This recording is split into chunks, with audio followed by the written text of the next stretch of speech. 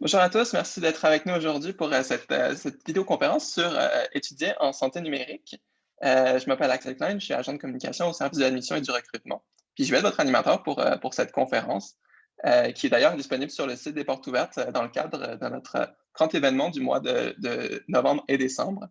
Avant de passer la parole à notre invité, je voulais passer quelques petits messages. Donc, cette séance est enregistrée, bien évidemment. Durera à peu près entre 30 et 45 minutes, suivant la période de discussion qu'on a à la fin. Puis, si jamais vous avez des questions, n'hésitez pas à utiliser le module Q&R à la fin. Comme je l'ai fait au début, j'en profite pour souligner qu'il y a vraiment beaucoup de conférences qui sont en ce moment disponibles sur le site des Portes Ouvertes. Donc, n'hésitez pas à aller voir. Il y a beaucoup de choses qui sont complémentaires à ce que vous allez entendre ici aujourd'hui. Je vais vous envoyer le lien dans l'onglet clavardage tout à l'heure. Donc, n'hésitez pas à aller voir. Sans plus attendre, pour ne pas perdre de temps, je vais passer la parole à Mme Aude Motulski, donc professeure adjointe à l'École de santé publique de l'Université de Montréal. Bonjour à tous, je m'appelle Aude Motulski, je suis professeure à l'École de santé publique et il me fait grand plaisir de prendre ces quelques instants pour vous présenter brièvement les programmes en santé numérique à l'Université de Montréal, qui sont de nouveaux programmes qui sont le résultat de la collaboration de plusieurs facultés, notamment la faculté de droit, la faculté des arts et sciences, la faculté de médecine et l'École de santé publique.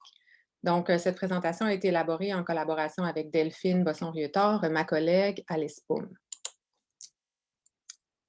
Commençons d'abord par définir qu'est-ce que la santé numérique. C'est la traduction qu'on a choisie pour Health Informatics en anglais. Et donc, c'est le domaine ayant comme but de s'assurer de la disponibilité, l'exactitude, la complétude et la protection des données requises pour la prestation des services de santé aux patients, mais aussi pour supporter la prise de décision des cliniciens, des gestionnaires, des patients, des décideurs et éventuellement des chercheurs. Donc, la santé numérique est un énorme champ qui s'intéresse aux données patients, donc aux données cliniques et à ces données agrégées au niveau de la population, donc regroupées au niveau de la population, mais ne s'intéresse pas à la bioinformatique, donc aux données à l'intérieur des cellules et les données génétiques, par exemple, et aux données d'imagerie, qui sont des champs un petit peu plus spécifiques. Par contre, on va le voir plus tard que les techniques de sciences des données sont les mêmes, peu importe le type de données que l'on manipule. Mais donc, précisément, le domaine de la santé numérique est compliqué parce qu'il est à l'interface de plusieurs champs. Évidemment, les sciences de la santé, les sciences et technologies de l'information et les sciences sociales et comportementales. Donc, la santé numérique va s'intéresser à la fois aux aspects sociaux et comportementaux de la santé, aux sciences et technologies de l'information dans le domaine de la santé et aux systèmes sociotechniques et aux facteurs humains liés à la conception, l'adoption, l'utilisation des technologies de l'information en santé. Donc, ces technologies de l'information en santé, elles sont extrêmement vastes et donc, on parle à la fois de la santé mobile, donc toutes les applications mobiles utilisées pour la santé, le bien-être par les professionnels de la santé, les patients, leurs proches. On parle aussi des différents dispositifs connectés, donc les objets connectés, que ce soit les instruments médicaux, mais aussi les objets connectés à la maison, les vêtements, etc. Et finalement, le grand domaine de l'informatique clinique, c'est-à-dire les technologies utilisées par les professionnels et les organisations de santé dans la prestation de soins, par exemple le dossier informatisé, la télésanté, etc. Et donc, la science des données, elle, s'intéresse aux données qui sont générées par l'utilisation de ces technologies et concerne les techniques, les méthodes qui permettent d'organiser, d'assembler, de colliger et de faire parler ces quantités incroyables de données générées par l'usage de tous ces dispositifs. Donc, pour leur donner un sens, les organiser, ça fait intervenir différents outils mathématiques et informatiques pour construire des modèles basés sur les statistiques qui permettent de garder du sens autour des données. Donc, l'Université de Montréal étudie en santé numérique. Ce sont exclusivement des programmes de deuxième cycle qui sont lancés cet automne, donc en 2021 pour la première cohorte. On commence avec les micro-programmes de deuxième cycle. En fait, le micro-programme en santé numérique est nouveau. Le micro-programme en analyse des mégadonnées en santé existe déjà depuis 2 ans. Et donc, je vais vous parler de chacun de ces 2 microprogrammes qui sont, distincts. Alors, le premier microprogramme en santé numérique regroupe 15 crédits de cours obligatoires, dont vous voyez la liste ici, qui font intervenir l'École de santé publique pour 3 des cours, ensuite un cours de droit numérique et santé, et finalement un cours sur l'architecture d'information et l'expérience utilisateur de la faculté des arts et sciences. Donc, il s'agit ici de 5 cours obligatoires, pardon. Les critères d'admission pour le microprogramme en santé numérique sont les critères usuels. On s'attend que les candidats n'aient pas d'expérience en informatique ou de formation technique en tant que telle, mais plutôt une connaissance du secteur de la santé ou des sciences de la vie. Si ce n'est pas le cas, il y a un cours préalable à ce moment qui est recommandé sur le système de santé. Et donc, par exemple, un titulaire d'un bac en sciences de l'administration serait éligible, mais s'il n'y a pas d'expérience, par exemple, de travail en santé, aurait besoin d'un cours préalable. Et la moyenne au premier cycle attendu est de 3.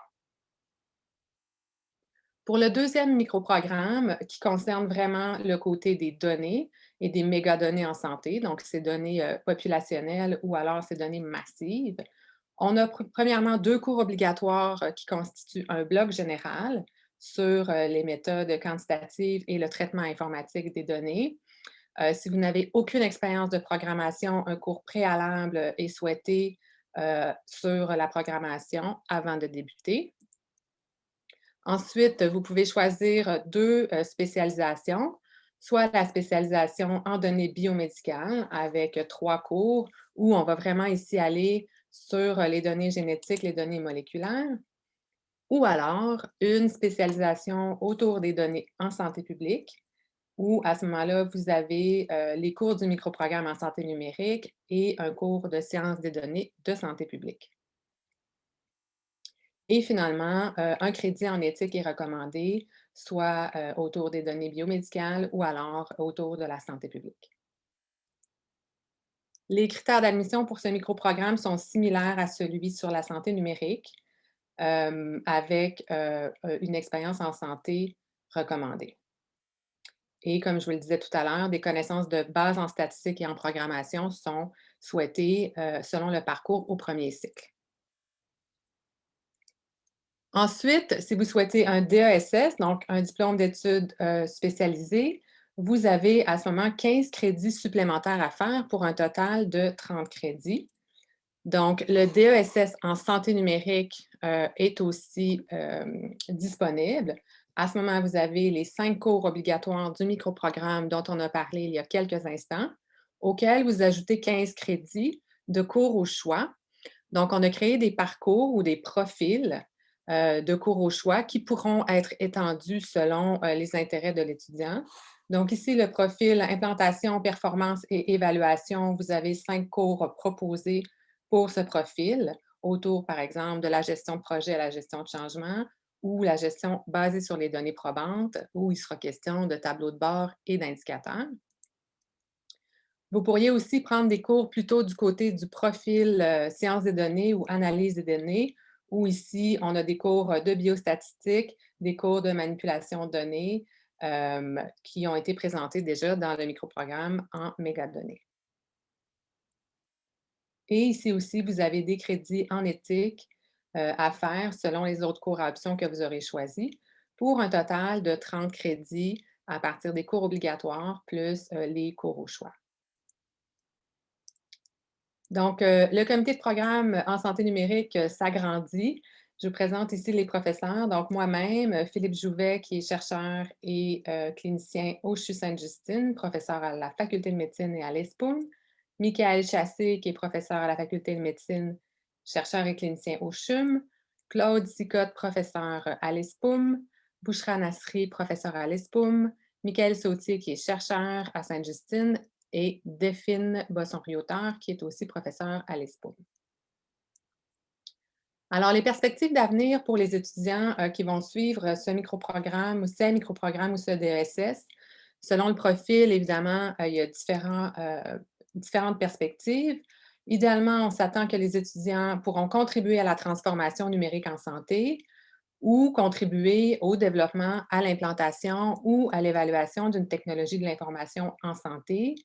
Il y a aussi un parcours pour les étudiants plutôt intéressés par la recherche qui, à ce moment-là, pourraient se diriger vers soit un profil de chercheur avec des données massives, en particulier populationnelles, ou alors comme analyste dans une organisation de santé ou ailleurs.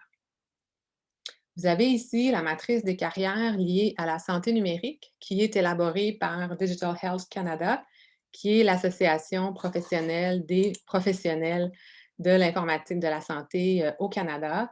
Et donc, vous pouvez voir toute une liste de profils de carrière qui sont possibles et on s'attend qu'avec les microprogrammes et le DSS, on soit au niveau d'expert. Donc, pour parfaire ses connaissances pour occuper des postes, par exemple, de directeur de l'information clinique ou de directeur de projet en lien avec les technologies de l'information.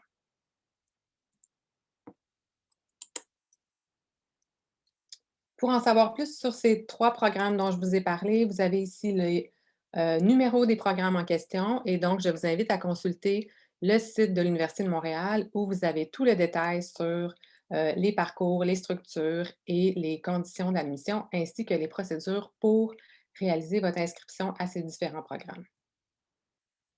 Je vous invite aussi à nous suivre sur les réseaux sociaux, l'École de santé publique.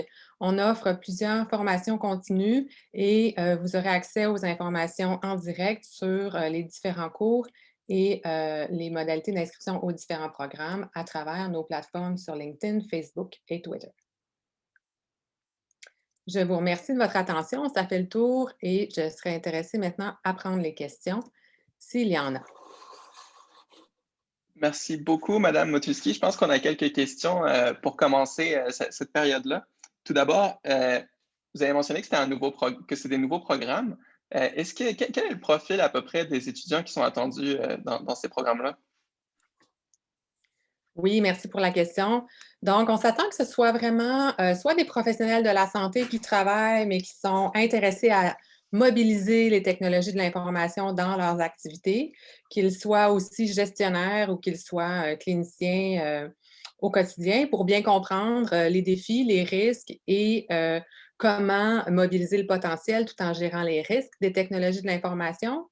On s'attend aussi que ce soit des gestionnaires qui soient impliqués dans des projets et qui doivent dialoguer soit avec les équipes techniques, les informaticiens, les ingénieurs, et donc pour parler le même langage que ces différentes ressources qui sont impliquées dans les mêmes projets. On s'attend aussi que ce soit des étudiants en recherche qui ont besoin de mobiliser les données et qui veulent parfaire leurs connaissances et leurs compétences autour des différents outils disponibles pour réaliser l'analyse de données massives en santé. Et donc, ça fait le tour des profils qu'on pense qui vont être intéressés dans un premier temps. Donc, si je comprends bien, il y a à la fois des professionnels du milieu, puis à la fois des étudiants en recherche qui essaient à améliorer leurs compétences en analyse, dans le fond. Exact. OK, super. Puis également, à quoi ressemble l'horaire d'un étudiant? Ben là, j'imagine qu'il y a des possibilités de le suivre à temps plein, à temps partiel.